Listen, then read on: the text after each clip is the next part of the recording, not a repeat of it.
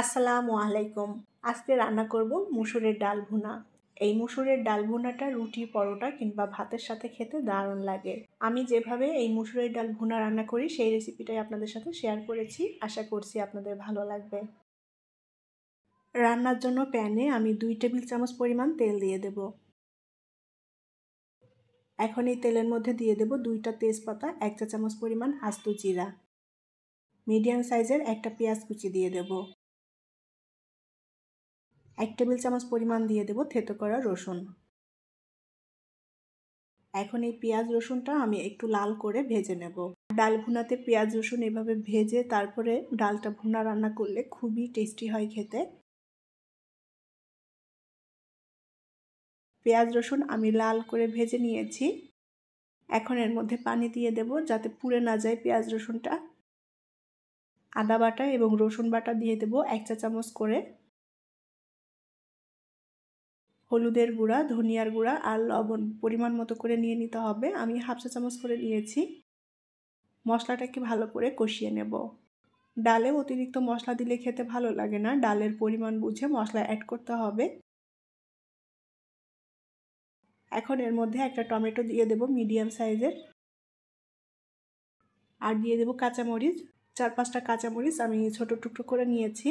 মশলাটাকে বেশ ভালো করে কষিয়ে নিতে হবে। এই ডাল রান্নাতে একটু টমেটো দিলে খেতে ভালো লাগবে, তবে এখানে টমেটো বাদ দিয়েও রান্না করে নেওয়া যাবে।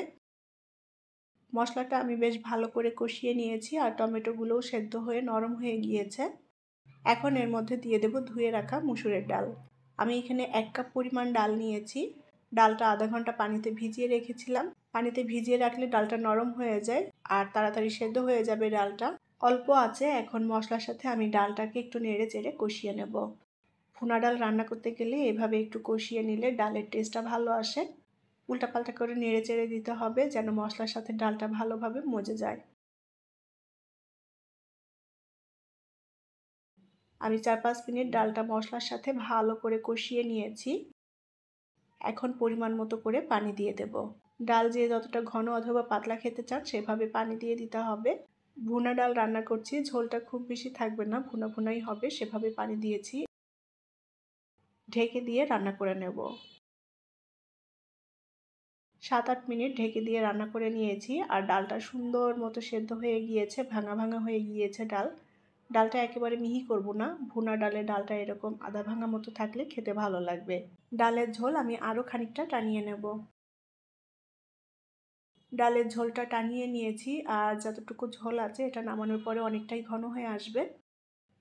এখন দিয়ে দেব ধনেপাতা কুচি। ভালো করে নেড়ে চেড়ে ধনেপাতা মিলিয়ে নেব। মুসুরের ডাল ভুনা এক একজন এক একভাবে রান্না করে আর এক একটা স্বাদ এক এক রকম হয়। আমি যেভাবে এই মুসুরের ডাল ভুনা রান্না করি সেই রেসিপিটাই আপনাদের সাথে শেয়ার করলাম। আশা করছি আপনাদের ভালো লাগবে। আর এই মুসুরের ডাল ভুনাটা খেতে খুবই টেস্টি এবং মজাদার হয়। খুবই সহজভাবে রেসিপিটি শেয়ার করেছি আপনাদের সাথে, যে কেউ এভাবে রান্না করে নিতে পারবেন। মুসুরের ডাল ভুনা রান্না কমপ্লিট। এখন এটা নামিয়ে নিয়ে পরিবেশন করব। এই মুসুরের ডাল ভুনাটা রুটি, পরোটা কিংবা ভাতের সাথে দারুণ লাগে খেতে। আশা করছি আপনাদের ভালো লেগেছে আজকের মুসুরের ডাল ভুনা। রেসিপিটি যদি ভালো লাগে তাহলে প্লিজ ভিডিওটি শেয়ার করবেন। পরবর্তী রেসিপি দেখার আমন্ত্রণ জানিয়ে বিদায় নিচ্ছি। আল্লাহ হাফেজ।